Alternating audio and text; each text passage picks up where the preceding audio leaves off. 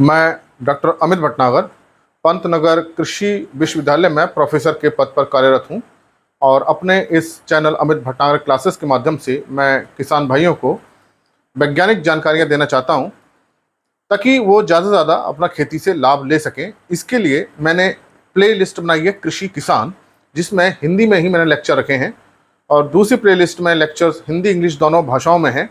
तो जिनको वो लेक्चर्स देखने हैं दूसरी प्ले लिस्ट में देख सकते हैं, लेकिन किसान भाइयों के लिए स्पेशली ये मैंने कृषि किसान हिंदी में बनाई है ताकि मैं उनको नई जानकारियाँ दे सकूँ और वैज्ञानिक कारण भी समझा सकूँ कि ऐसा क्यों होता है और नई तकनीकियाँ भी बता सकूँ, उनको नई जानकारियाँ मिलें ताकि वो अपनी आय बढ़ा सकें और खेती से अच्छा लाभ ले सकें।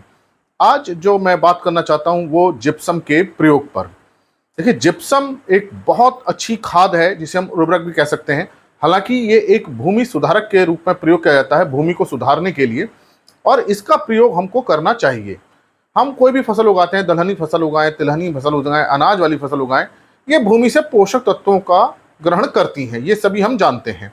और हम खाद या उर्वरक जो डालते हैं मुख्यतः नाइट्रोजन, फास्फोरस, पोटेशियम के लिए हम डालते हैं, और कैल्शियम और सल्फर या दूसरे पोषक तत्वों के लिए हम खाद नहीं डालते, या जो हम प्रयोग करते हैं वो गोबर की खाद प्रयोग करते हैं या कंपोस्ट करते हैं या कोई दूसरी कार्बनिक खाद प्रयोग करते हैं जिसके माध्यम से हम इन पोषक तत्वों को देते हैं। लेकिन अगर हम कैल्शियम की बात करें तो भूमि से फसलें बहुत ज़्यादा कैल्शियम का अवशोषण करती हैं। इसी तरह से जो दलहनी फसलें हैं, दाल वाली, और तिलहनी फसलें, ये सल्फर का बहुत ज़्यादा प्रयोग करती हैं। हालांकि अनाज वाली फसलें भी करती हैं, चाहे गेहूं है, मक्का है, धान है, लेकिन तिलहनी फसलों के लिए विशेष रूप से सल्फर की, जिसे हम गंधक कहते हैं, बहुत ज़्यादा आवश्यकता होती है, क्योंकि ये सल्फर जो है तेल बनाने के काम में आता है। बीजों में जो तेल बनाता है वो गंधक बनाता है। तो तिलहनी और दलहनी फसलों के लिए विशेष रूप से कैल्शियम और सल्फर की ज़्यादा आवश्यकता होती है अनाज वाले फसलों की अपेक्षा। तो लेकिन हम क्या करते हैं कि इन कैल्शियम सल्फर की आपूर्ति नहीं करते हैं। अगर हम खेतों में अपने जिप्सम का प्रयोग करें तो हमको बहुत अधिक लाभ मिलेगा। ये जिप्सम एक तरह से आपकी जमीन की ताकत को बढ़ा देता है। अब इसके अगर आप लाभ सुनेंगे, पूरा वीडियो आप सुनिए इसको, तो इसके लाभ के बारे में आपको पता चलेगा। तो देखिए, इसमें दो तत्व हैं, एक तो कैल्शियम है, इसके अंदर कैल्शियम है, दूसरा तत्व इसमें सल्फर है। तो थोड़ा सा मैं अंग्रेजी में लिख देता हूं, इसे कैल्शियम Ca कहते हैं, इसे सल्फर कहते हैं।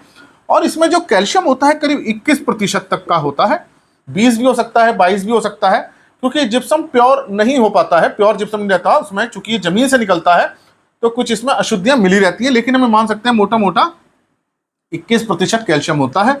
और इसमें सल्फर जो है 17 से 18% सल्फर होता है। इसका मतलब यह है कि अगर हम 100 किलोग्राम जिप्सम जमीन में डाल रहे हैं तो हमें 21 किलोग्राम कैल्शियम मिल जाएगा और 17 से 18 किलोग्राम सल्फर मिल जाएगी, गंधक मिल जाएगा। और अगर हम दूसरी खाद डालेंगे तो महंगी पड़ेगी, लेकिन ये जिप्सम आसानी से मिल भी जाता है और कृषि स्टोर पे उपलब्ध रहता है, सस्ता होता है। तो देखिए, इसको डालने से हमें दो तत्व मिल गए। अब ये भी मैंने बताया था, दलहनी और तिलहनी फसलों में कैल्शियम और सल्फर की आवश्यकता ज़्यादा होती है, तो हम इसको प्रयोग करेंगे तो हम ये आवश्यकता पूरी हो जाएगी। तो एक तो ये तेल बनाने में सहायता करेगा, दलहनी फसलों की उपज बढ़ाने में सहायता करेगा, और अगर हम अनाज वाली फसलों में प्रयोग कर रहे हैं तो भी कैल्शियम और सल्फर दोनों ही प्रमुख पोषक तत्व हैं, आवश्यक पोषक तत्व हैं, पौधों की वृद्धि होती है। दूसरा, इसका जो प्रभाव आता है मृदा कणों पर ज्यादा आता है। ये क्या करता है, जिप्सम को जब जमीन में मिलाते हैं मृदा कणों को आपस में बांधता है।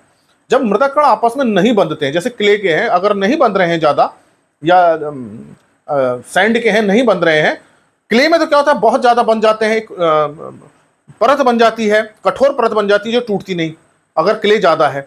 अगर सैंड ज्यादा हो रही है, रेतीली जमीन है, तो कण बंधते नहीं है। तो मृदा कणों को अच्छे ढंग से बांधने का काम कौन करता है, जिप्सम करता है। अगर मृदा में चिकनी मिट्टी ज्यादा है तो कण इतने ज्यादा जुड़ जाते हैं, मिट्टी इतनी कठोर हो जाती है कि उसके अंदर पानी नहीं जा पाता है, नीचे पानी नहीं हो पाता, सिंचाई करने में दिक्कत आती है, वायु का संचार नहीं हो पाता है। अगर हम जिप्सम डालेंगे ऐसी भूमि में तो ये कणों को थोड़ा दूर दूर कर देगा, तो कण इस तरह से रहेंगे ताकि उसमें भूमि का संचार, वायु का संचार भी बना रहे, पानी भी बना रहे, कठोर परत को रोक देगा जिसमें क्ले कण ज्यादा है, जिसमें चिकनी मिट्टी ज्यादा है। इसी तरह से अगर कोई रेतीली मिट्टी ज्यादा है तो कण आपस में बनते ही नहीं, जो पानी डालो सारा नीचे चला जाता है, सिंचाई करते हैं सिंचाई का पानी नहीं रुकता है। तो ऐसे में भी अगर हम जिप्सम को डालेंगे तो कणों को यहाँ बांधेगा, वो दो कणों को बांधेगा, तो जो कण बंधेंगे तो उसमें जमीन के अंदर पानी रुकने लगेगा, आपको सिंचाई में कम पानी लगाना पड़ेगा क्योंकि पानी ज्यादा नीचे नहीं जाएगा, पानी रुका रहेगा। तो चाहे वो रेतीली मिट्टी है उसमें भी फायदा करेगा, चिकनी मिट्टी है इसमें फायदा करेगा, ये पोषक तत्व तो दे ही रहा है। फिर क्या है, जो सूक्ष्म जीव होते हैं मृदा में, सूक्ष्म जीवों की संख्या को ये बढ़ा देता है जिप्सम, क्योंकि जब वायु संचार बढ़ेगा तो वायु मिलेगी तो जो सूक्ष्म जीव है, बैक्टीरिया है, कवक है, एक्टोमाइसीटीज है, उनकी संख्या बढ़ने लगेगी वायु के कारण। दूसरा, उन सूक्ष्म जीवों को ये पोषक तत्व मिलेंगे, उनको भी ये पोषक तत्व चाहिए, तो सूक्ष्म जीव बढ़ते हैं। और जब सूक्ष्म जीव बढ़ते हैं तो इससे हमारी खेती बढ़ती है, हमारे कार्बनिक पदार्थों की मात्रा फिर बढ़ने लगती है, क्योंकि जो रासायनिक प्रक्रियाएं होती हैं मिट्टी में वो अधिकांशतः सूक्ष्म जीवों के कारण होती हैं। अगर हमारी मृदा में सूक्ष्म जीव अच्छे हैं, बैक्टीरिया अच्छा है, तो हम गोबरी खाद डालेंगे तो तुरंत हमें उसको तत्व मिल जाएंगे, या दूसरी प्रक्रिया है वो पूरी हो जाएगी, कार्बनिक पदार्थों की मात्रा बढ़ती है तो सूक्ष्म जीव भी बढ़ेंगे। तो देखिए, कठोर परत बननी बंद हो गई, भूमि में वायु संचार बढ़ गया, कण आपस में जुड़ने लगे और पोषक तत्व भी इससे मिलते हैं। तो जो मिट्टी की ताकत है, हम कह सकते हैं जो मृदा की उत्पादकता है, वो जिप्सम बढ़ाता है। तो जिप्सम का प्रयोग हमको करना चाहिए। अब कितना प्रयोग करें? सामान्यतः देखिए 100 किलोग्राम जो जिप्सम होता है 1 एकड़ के लिए पर्याप्त होता है। तो मतलब कि 250 किलोग्राम 1 हेक्टेयर में लगेगा, 100 किलोग्राम 1 एकड़ के लिए प्राप्त होता है। इसको बुआई से पहले डालना है, 10 से 15 दिन पहले, और डालने के बाद हल्का पानी लगा दीजिए ताकि मिट्टी में ये चला जाए और रासायनिक प्रक्रियाएं कर ले। तो ये मिट्टी में घुल जाएगा, क्योंकि जिप्सम धीरे धीरे घुलता है, पानी बहुत तेजी से नहीं घुलता है, धीरे धीरे घुलता है। एक्चुअल में कैल्शियम सल्फेट है, साल्ट है, जो धीरे धीरे घुलता है जमीन में।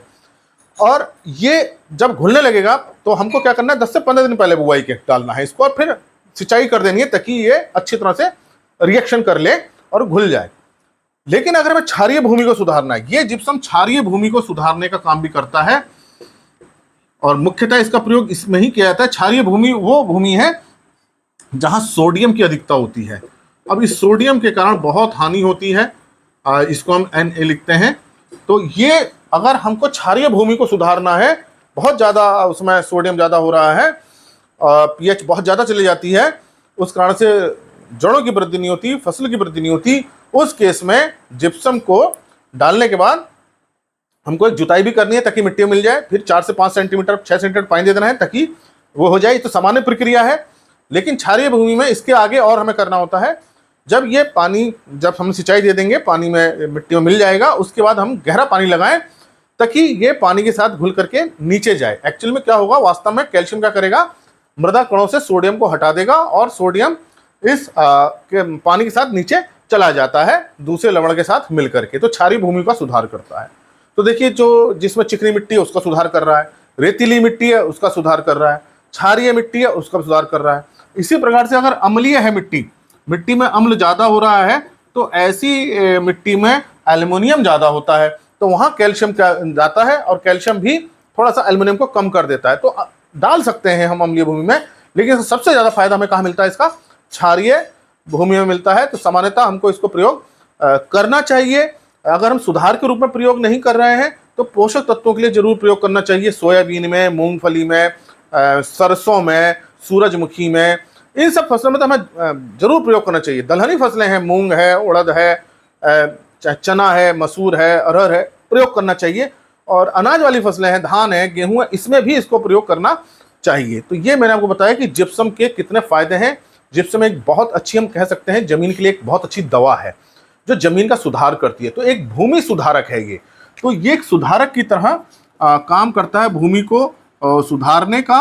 भूमि में जो अवगुण आ जाते हैं, चाहे वो क्ले के कारण आए, चाहे वो रेत के कारण आए, चाहे वो सोडियम के कारण आए, चाहे वो अम्लता के कारण आए, सब अवगुणों को, सब दोषों को ये दूर करता है जिप्सम। इसलिए हमें इसका खेत में प्रयोग करना चाहिए, लेकिन बुआई से 10 से 15 दिन पहले हमें कर देना चाहिए। और डालने के बाद, चूंकि पाउडर के रूप में होता है, तो जमीन के अंदर जाना भी चाहिए, तो इसलिए डालने के बाद एक जुताई कर देनी चाहिए ताकि मिट्टी में मिल जाए। फिर एक पानी लगा दीजिए ताकि मिट्टी में पानी के साथ नीचे चला जाए और अच्छी तरह से रासायनिक क्रियाएं कर लें। तो आज ये मैंने आपको बताया कि जिप्सम के कितने फायदे हैं। और जब जमीन अच्छी होती है तो जड़ों की वृद्धि अच्छी होती है, पोषक तत्व मिलते हैं, और पोषक तत्व मिलने के साथ मृदा सूक्ष्म जीवों की संख्या बढ़ती है, तो उससे सूक्ष्म पोषक तत्व भी बढ़ने लगते हैं, क्योंकि वो इसी प्रकार की रासायनिक प्रक्रियाएं करते हैं कि कार्बनिक पदार्थों से वो अवमुक्त हो जाते हैं और पौधों को मिलने लगते हैं। तो पौधों की वृद्धि भी बहुत अच्छी होती है। तिलहनी फसलों में तेल की मात्रा बढ़ जाती है। तिलहनी फसलों में तो इसका विशेष रूप से लाभ है, तो आप इसको जरूर प्रयोग करें। खास तौर से तिलहनी फसलों में जो तेल वाली केले में उगाते हैं उसमें इसका प्रयोग जरूर करें। धन्यवाद।